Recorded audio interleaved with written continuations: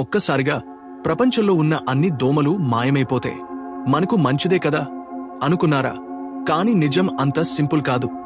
దోమలు లేకపోతే dengue, malaria, chikungunya వంటి రోగాలు తగ్గిపోతాయి. ఇది నిజం. కాని అసలు నిజం ఏమిటో తెలుసా? దోమలు ప్రకృతిలో ఒక ముఖ్యమైన భాగం కూడా. చేపలు, పక్షులు, బల్లులు, కప్పలు దోమలపై ఆధారపడి జీవిస్తాయి.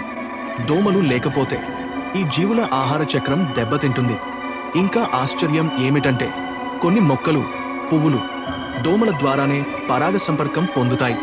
అంటే దోమలు మాయమైతే కొన్ని మొక్కలే మాయమయ్యే ప్రమాదముంది. అందుకే శాస్త్రవేత్తలు దోమలను పూర్తిగా నశింపజేయడం కాదు, వాటి సంఖ్యను నియంత్రించడమే పరిష్కారం అంటారు.